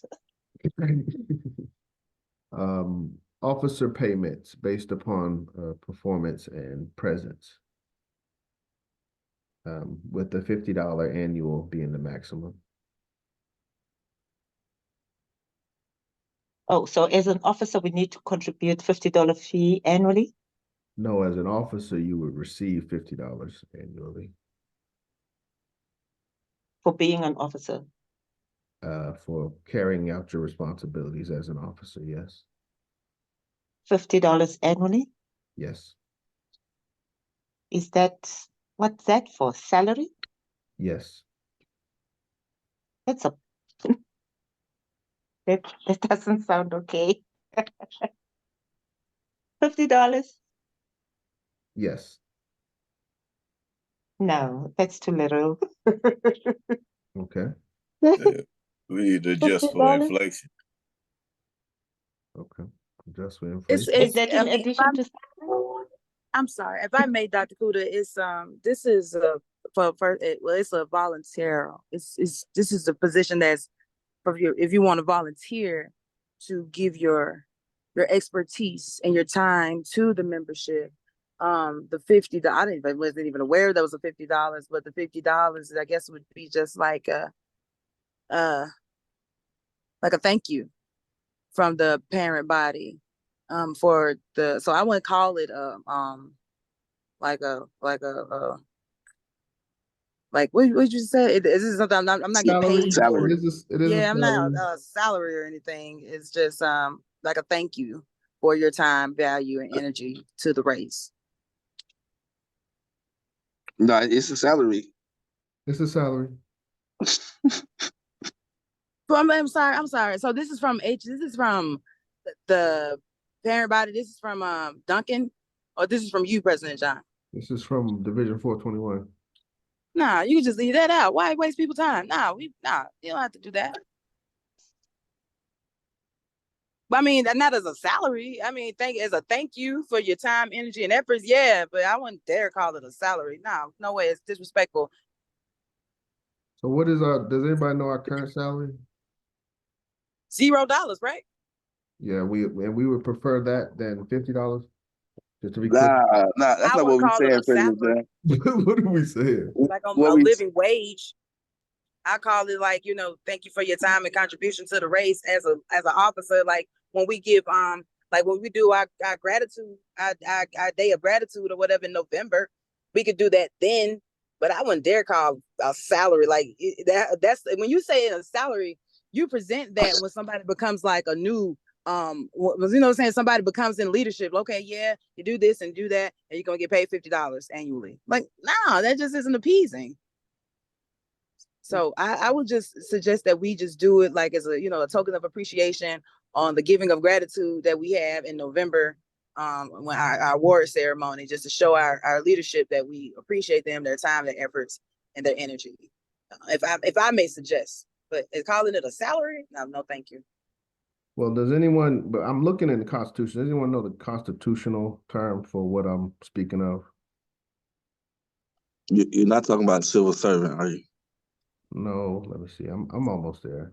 That's in the Constitution too, right? Would it be a stipend? And then on another thing too, y'all got to make money to give money. So I mean, even as a government, even you have to like duplicate off our federal government. They have these events, they have these things that pull taxes. They pull taxes to put back into the government. That's how you have food stamps and healthcare and all that stuff like that. So I mean, we should be thinking of the same economic, like even even if it's not the same economic system, but something similar, even small in our Division 421. We have to put things together to make revenue. We have to get revenue to push out these things, to even consider somebody having, a salary or, anything of that nature. Where is this money coming from? Just not by dues, just not by membership dues and membership fees alone. No, it should be other ways, commerce that should be coming into our division so that we can consider all these other extravagant things, especially like that, and international and global affairs and all this stuff that you got to talk about. So I'm just want to just keep that part in mind as well. Anyone else before I go to the Constitution? Okay, I was just looking up, as you were saying, you're looking where in the Constitution it is, and I've just searched up salaries and expenses on Article 8 and Department Assistance, Section 6 of Article 8. Salaries of divisional officers, Section 4 of Article 8. So that's what I just got through my generative pre-trained transformer. Yes. I think what Lady President has just said, you got to make money to give money. So I think that is where maybe our challenge is, because as much as it's a good gesture from the division to give a token of appreciation of a $50 for a whole year's service, I think it could be done better. It could be improved if we do mobilize resources for the division. The more we get the division together, the more we are getting organized, like Brother John is taking us through all these documentations and putting the puzzle pieces together to come up with this beautiful puzzle piece, a total complete puzzle. I think we will be able to do better. But yeah, at least it's a try. Thank you. Anyone else wish to comment before I? Yeah. Before you go into the Constitution, I would like to veg back on what these ladies are saying. I feel like what she's saying is 100% correct. As we do create plans to grow revenue, I think that we can also create those plans of payment within those plans to create revenue for the members as well. And that being how we could create the compensation of payment on $50, I feel like their sentiment as well. Like Lady President said, it's not appeasing, like that word, because we want to be able to get people to want to be officers. And although we want to do it, but it's based off of our love for Garvey. I think our people, because maybe people where they are, and everybody has mouths to feed, and it's not appeasing enough. But I think we can. So I feel like it's our job to be better than the other governments, and I feel like we can get to the point where we're able to pay them more than work for anybody else. And for that should be our goal, is to be able to be the best, be better. Yes, sir. Anyone else? President Ross, I would like to get your insight.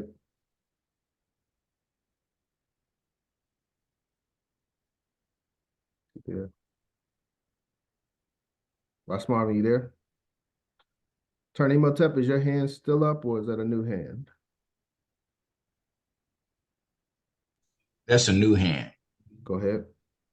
Okay, thank you. Yes, two things. One, I misspoke earlier when I said Malcolm X's father was a Garveyite. I forgot to mention his mother also was a Garveyite, and that they met at a UNIA meeting in Montreal. And I'm completing the duty assignment to write out the duties of your office. And where do I send it to? You can send it to my email, or if you have the original email chain, you can respond to that as well. But either. Me too. Okay, I don't think I have either. Is it possible it could be put in the chat or something, or what is it? You can put it in the chat. You don't have, oh, put my email in the chat, sure. Thought you about to put the whole thing in the chat. All right, any other comments on salaries per the Constitution?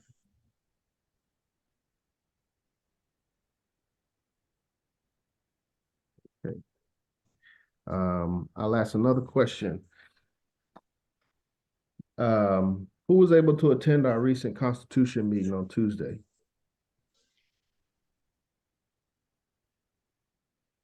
No one? I was there. I was there. Was anyone there when we read over this section of salaries? Does anyone remember what was stated when we read this section? What was stated by the Secretary General?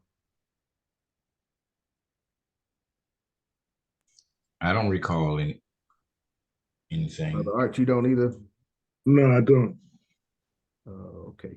Well, at the end of the day, this section of the Constitution has not been active for several years in any division. I was wishing Ross was here so he could confirm how long I've been talking to him about this section in particular. At the end of the day, the vision has always been if we can make it through a year where we have an extra $400 or $500, let's divide that up per our 10 officers. And at the very least, and I understand it's, it's when you call it a salary, it's quote unquote laughable. I understand that. But the intent was at the very least, you can handle that individual's annual expenses for the division. So you don't have to worry about that individual lapsing in their dues. That was the foundation. This is not the final vision, but this is the beginning. And like I said, at the end of the day, we're doing the same thing for nothing. But when we say that I would give you, $20 to do something that you're doing for nothing, we laugh at the $20. So that's the only thing is, we can continue to do what we're doing, but this was a starting point. That's all I have. But if we would like to just keep our funds in the division in the account and use it for something else, so be it. But I would also say, like I said, this is $400 or $500. I know personally that we spent $400 a month on a building that we rarely used. $300 a month on a building that we rarely used. But when it comes to spending $400 and giving that back to those that are contributing their time and energy, we say that's not enough. So it's just very interesting. I'll just leave it at that. Can I speak to that real quick, President John? Go ahead. Real quick, I'm gonna try to make it real quick. I understand the psychological aspect of people will help you understand why it's laughable. Because if I go out and I tell someone I'm doing this for free, like we all have an element of we want clout for something. But if I tell somebody I work for $20, $50, it changes the aspect of the perception that person would have inside of me. And people just want, and it's not necessarily saying that it's right, but I'm just saying, psychologically speaking, if I'm doing this out of kindness of my heart, rather than I'm doing it for $20, it's a little different. And I want to second that. That's exactly what I was coming to say. More but so to me, exactly. Me doing it out of my kindness of my heart, it leaves it priceless because there's no price you can put on how much effort and how much kindness and how much authenticity I choose to give to my race. But you want to put $50 on it, it makes it seem so cheap. It makes it seem so limited. It makes it seem so passe. So when I rather not take the $50, you give that $50 to something else that needs it more of a so than my priceless gifts, because you really can't afford what I give. Honestly, you can't afford this. So I'd rather just give it to you in a way that everybody can benefit from it, that hopefully it's an investment that we can all make back on itself. So it's not about putting $50 on it. I'm putting an investment into my race that I want to see come back to us. So let's get right to it, because we're acting like, we're acting like funds aren't important, but not in that sense. But at the end of the day, what is the number that would make sense as to say I am doing this amount? So in my opinion, like any number would be too low. That's why I feel like as a government, we should talk more about equity and what that means. And I've studied many occultic texts that says taking your salary is a sin to who you are, to your but it limits you to what God could give you. And I'm just saying that's just some. I'm just putting that out there. But I feel like equity is a solution than a salary. If we all had equity, and then what we all produce together, we can all eat from. So, but Brother Mace, just to be clear, your position is that we should not have quote unquote salaries as officers, rather local or high executive council. Is that No. My position is that we should structure it as an equity payout where it's more of what was called like a dividend than a salary. And it could be a minimum. So like in car industry, they have it where you have a draw. You have a minimum that you can make, but you have, when you get a sale, you get the percentage of that or whatever, you know. But Brother Mace, let's be clear. Does that have a monetary value? That's what we're talking about, right? We're not talking about monetary value. Well, I'm saying that they're just between percentage and set amount. Equity means percentage. So I'm saying percentage of how we all grow together. I feel like that's what we should all have, not necessarily a set amount. So are we talking monetary value or not? I'm not saying not money. I'm not, of course you're talking about monetary value. Okay. But I'm saying a set amount is what the discrepancy is here. Not okay, if but I'm trying to understand what that number is. And I'm telling you, I'm saying there should be, in my opinion only, there should be no number, but a percentage.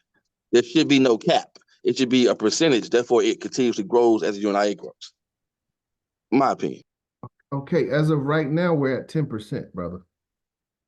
Like with and the that's what I'm saying. example that I gave, it's 10%. Is that more? Should we be less? Should we be more? What is your opinion? Oh, I mean, I didn't hear that 10%. I heard $50. $50. I said if we have $500 left over, we can divide $50 amongst 10 officers.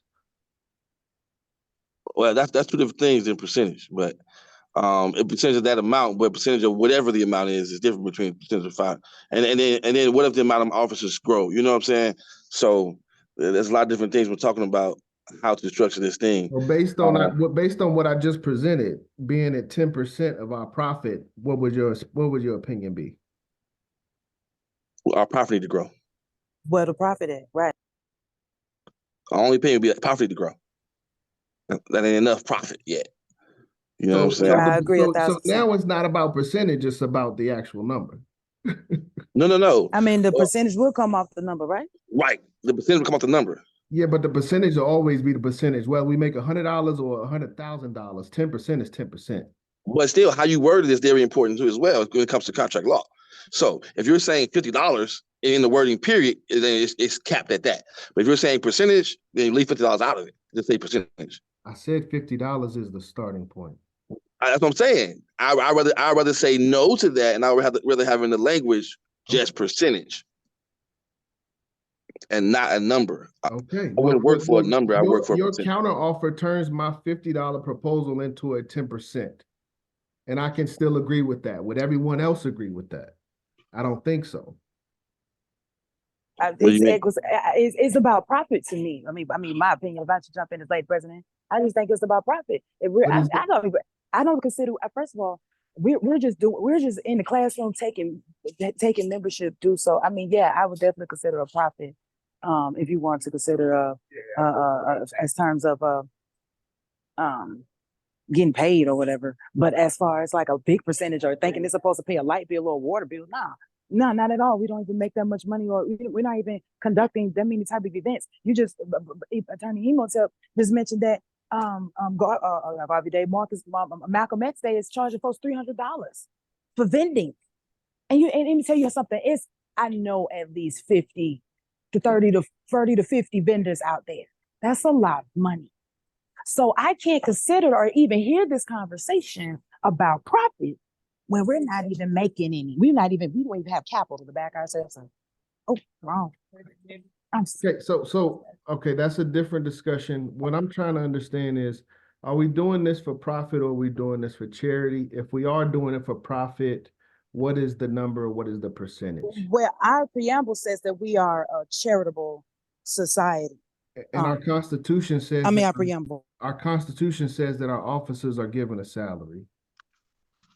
Got to make profit first, President, before we consider the salary. I don't mean to sound confrontational, but that's what I was working on in the past this past Lady fall. President, what is the number for profit? Because $1 is profit. So you want a penny from that profit?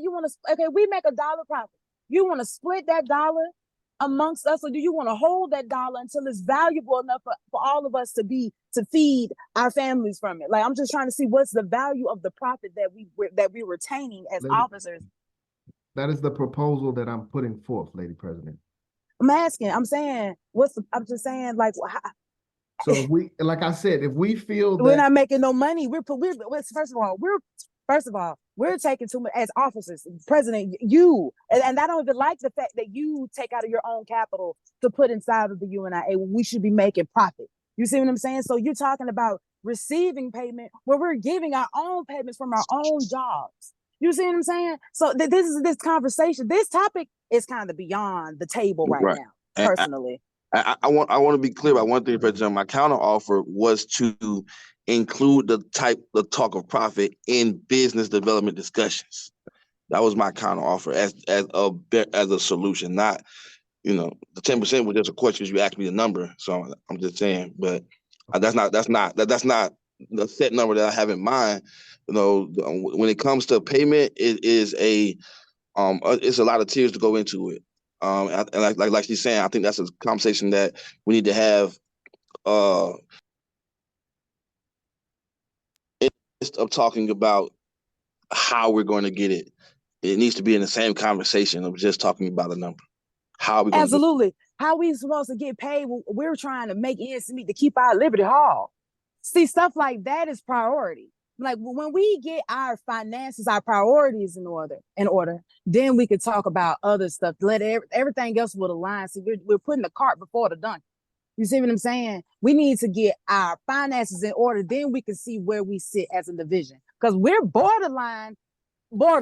You see what I'm saying? And I'm so passionate, and I feel some type of way about this, because we shouldn't have this conversation. Not as much work that was put in from August 2023 to literally January. We shouldn't be having these conversations.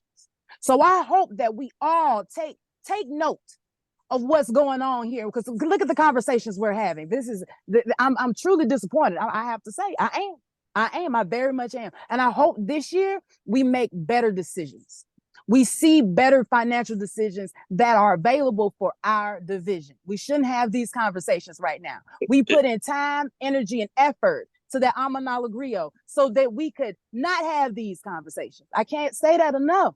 And it's blowing my mind that we're here doing it right now. So, respond. Oh, sorry, President. Go ahead. At the end of the day, President John. Yes, Dr. Kuda. Wow, I really must commend you guys, Division 421, for even having come up with this idea. It's really inspiring. For me, it's inspiring. Well, in the mere fact that, as much as we want to say we are volunteering our time, sometimes your efforts need to at least be recognized. And it gives you that kind of encouragement, to continue. And the fact, let me move away from that 10%. It's a good, interesting topic, which I think is healthy. It's a very healthy discussion. And like the previous speaker said, maybe it should be discussed at the business meetings. But when I come back to the Constitution, where it says salaries of high officials, I was in the meeting. I had also forgotten, but when you now refreshed our minds as to what the Secretary General said about this part, that it had not been active for some years. And if we were to ask for the reasons why, Probably the reasons are that not enough funds have been generated into the organization. And if there were enough funds, UNIA is 100 years old. If I'm not mistaken, we are older than the United Nations, the UN. And the UN, their officers get paid well and well taken care of. They are well taken care of if they are traveling, their accommodation is covered, and so forth and so forth. After 100 years, we are still stuck, and that component of the Constitution is not active, where it says salaries of high officials. Then we need to really sit down in the business meeting and really do thorough introspection as to why this is like this.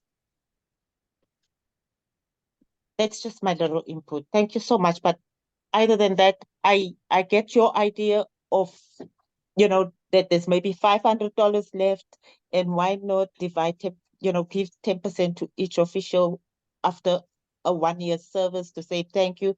If it was maybe Division 41 has worked so hard and you made 10 million in a year, and the profit left from that 10 million is maybe 2 or 3 million, and you're getting 10% of that, who wouldn't say thank you? You feel good. Why? We deserve it. Why not? So it is a good starting point. I support you. And it just gives us more energy to want to do more. Life is hard these days. You cannot continue working without an income. Some of us want to put 100% of our time into this. And if I'm putting 100% of my time, what am I going to eat? I need some sort of income. And if I am working and I'm not putting 100% into UNIA, then the contributions will remain low. Our participation, contribution, actions, and all will remain low because I'm prioritizing my boss wherever I'm working, whatever company I'm working at. I give 8 hours there and I'll come and maybe give 2 hours here. So we need to look, there's a lot we really need to look into. I was proposing to a lady friend of mine who is currently in Swaziland. She lives in Philadelphia. I was talking to her about the event coming up and asking her, where can I stay, and so on. So she's in Swaziland and she says, from Swaziland, she's going to Kenya. I worked with her at the UN. She's a very high official, but she's retired now. So I was like, while you're there in Swaziland, you could be hooking me up with the Swazi kingdom, with the king and so on. And when you go to Kenya, you can help me mobilize members for UNIA-ACL. And she was like, how much are you going to pay me? Thank you. Yes, ma'am. Thank you, Dr. Food. Anyone closing comments? It's almost 3 o'clock. I'm gonna close with this, I guess, because I don't want to leave it. But the proposal that I had was what's called a shared equity percentage, where the reason it's called it fluctuates based on how many members we have. So the percentage can go up or down, but it's simply a percentage that all the members share equal ownership based on how many members are in the UNIA. So it's not 10. So sometimes if it's 100 members, if it's 9 members, it would be 10%. If it's 8, so there's a shared equity percentage, us all sharing equal, everybody having equal ownership, with the understanding that it does go up and down based off of how many members are in the UNIA completely. Yes, sir. Thank you, Brother Mason. We gotta, refine that. To my understanding, yeah, I thought we weren't even supposed to really have jobs per the Constitution, honestly. But I'll try to find that. That's when you're putting in full effort to full service. That's like, okay, that's like, for instance, me being on the city council or me being mayor. That's my full-time job. I get a stipend. I get a paid to be on the city council. I get paid to be the mayor of a city. That's because that is a full-time job. You have constant this is the same thing, actually. Yes. But at the same time, that is federally ran. That, matter of fact, to be real with you, a city is actually a nonprofit. You can actually build a city off of nonprofit. A lot of things that are funded by a city are funded by grants. So a lot of times you are getting your funding by taxes. You're getting your funding from taxes off of the initiatives that you have implemented in the city. You see what I'm saying? So you're getting like you're saying, President, but at the same time, you have to implement the resources to get the kickback from the profit. You see what I'm saying? So the economic building that we were initially attempting to do and from August to December last year, like I keep saying, would have helped this part of what you're trying to propose. Not saying that that is a bad proposal. It's just that it's frustrating to come to these terms when we don't have the other part of the resources to back it up. Yeah. So I would like to put on the table that we consider having more economic building in our division, meaning that we do keep the Amanala. We continue to build on the Liberty Tuesdays. We consider what I was saying with having the vendors come and they vend every Tuesday, and we have people to come out and hear messages of Garvey, maybe sit around for the constitutional reading on the end. Like, let's actually do what I proposed last fall. Let's continue that every Tuesday. If we do this every Tuesday, we will make profit at least $2,500 to $3,000 a month. That's just off Liberty Tuesdays. We haven't even considered the events, 1 or 2 events that we should have a month. Yes, if we put these initiatives into play, yes, we don't have to work because it will kick back and we will see the return on our investments. That's it. That's all politics is, and that's all government is. Politics is nothing but the serenade of the laws. I'm just trying to sway you to get to hear what I'm saying about these laws. Vote on these laws, make resolutions, and so on and so forth. You know, it's the same thing. But as far as the profit goes, that's how it goes. We are not, we as a Division 421, well, we're not registered as a nonprofit or anything. But I think that we had this discussion 2 years ago. Matter of fact, 2 or 3 years ago, we had this discussion. It was on the table. I think Brother Macias had put it on the table. Because we were coming back around. We're circling back around to this. Look, if I could just wrap all this up, Lady President, we're talking about short change because we had short change effort from the business department. I get that part. Now we're not blaming nobody. No, I'm not saying it's about what we can do going forward. Well, so that's what I'm saying. So we have going forward. Let's plan out our businesses that we're going to do going forward, so that we all can live honorable like Garvey wanted us to live. He didn't want us to be poor. He didn't want us to be none of this. Garvey wanted us to be honorable people. So we guys so going forward, we got to handle our business, get all of our events planned, the ones you're talking about too. Handling our business, that's a part of it. Handling our business. Yes. So that's what I was just saying. That if I can propose again that we initiate the Liberty Tuesdays again, that we do consider 1 or 2 events a month again, so that we can see the profit of $3,000 to $3,500 a month.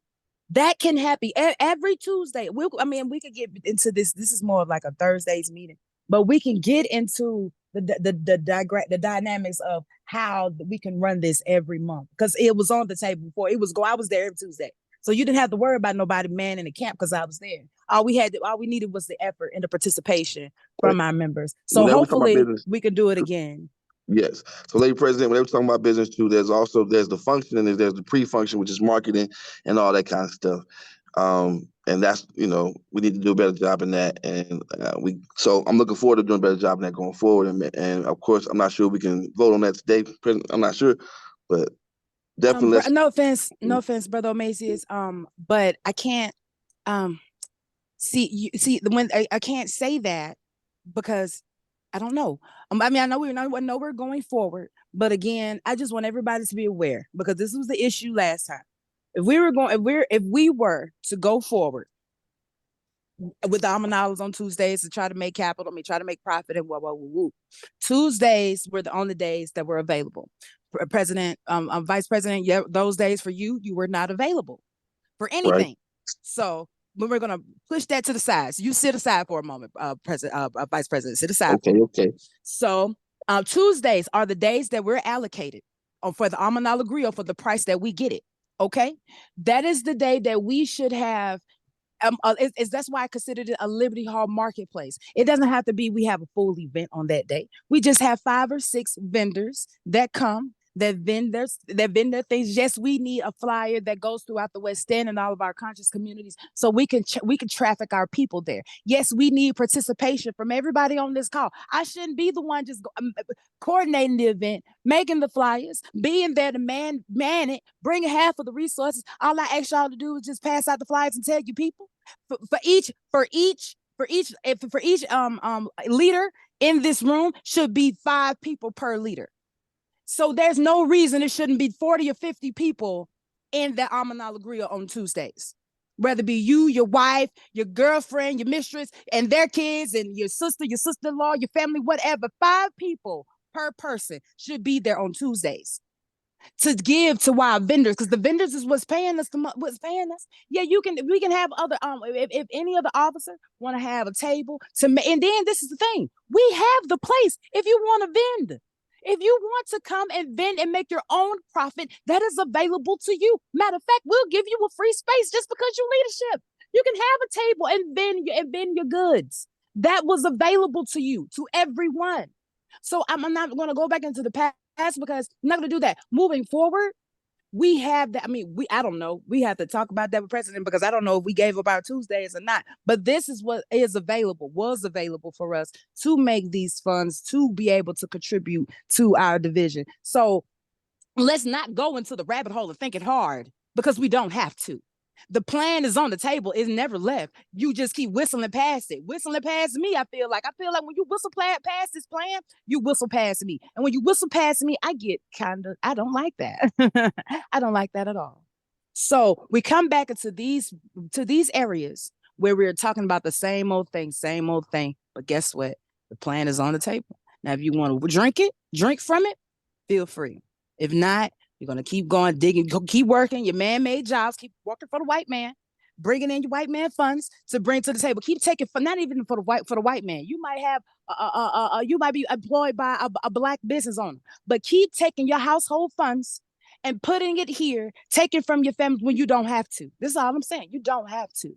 So please consider that. And I want to just leave that on the table. I want to wrap that up. And I'm done. Race First family, I love you all, and I hope that you all will consider that this in the upcoming future. Race First. Race First. Thank you, Lady President. Any closing comments? I'm gonna wrap this up. So it sounds like we have more discussion on our business and economics before we get into officer payments. A couple things coming soon. It's orientation will restart. Parabody orientation is supposed to restart on Saturdays. First Saturday of April, I believe, will be the first session. So April 6th, they'll start the orientation class, and that is a requirement for high office. If you plan to be elected to high office for our parent body, you're required to participate in orientation.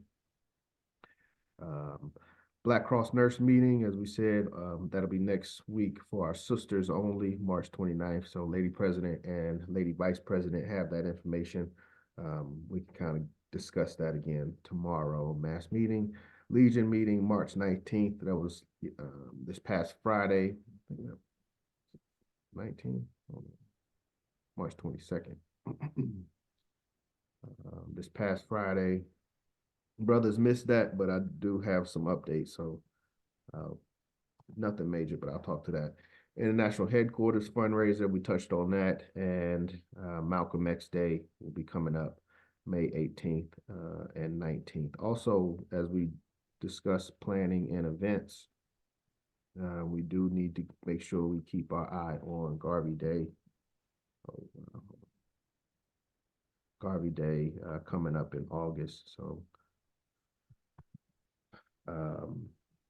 these planning and the events, they take a long time, and by the time you execute one, you're already behind schedule planning for the next one. So keep our events and our plans in line. But resolution, High Executive Council is our next big event Any questions, comments in closing? It's been a good meeting.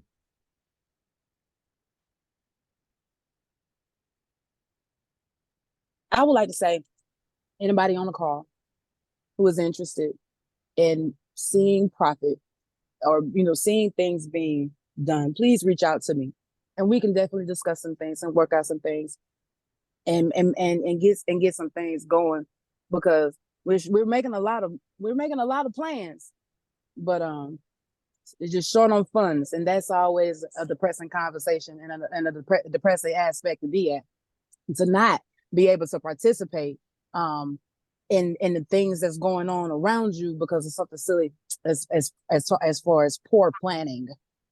So I would like to have an extravagant summer. I would like to talk about this soon, because we have Juneteenth coming. We have all of summer, this whole summer. The children are free, the teens are free, the colleges are out. Like, we have a lot we could be planning for. We have a lot we could be talking about. We have a lot of people we could be recruiting. We have a lot of information that we could be giving and teaching and passing on to our youth and to our people that are just curious and becoming a part of our prestigious UNIA-ACL government. We have a lot we could be considering. So just to be here dragging our knuckles with our faces all long, sounding all sad, shouldn't be what's going on right now. We should be pumped. We should be energized, because we are at the gold mine. This is 421 Atlanta. We sit in the cups. We are the cups of greatness. This is in the United States, Atlanta sits at the number top business state. Atlanta sits like number top business city in the United States. Atlanta, we're in the top 5. So there's no way we should be charging, doing free stuff and all this stuff when people come here to spend money. They come here to do it. They come here to spend money to look more than what they came from. This is what Atlanta does for people. So we should be a part of that. I need y'all to get excited membership. I need y'all to get pumped. I need you to feel it. Because if you don't feel it, nobody else will. That's why it's only 9 people in here in the first place.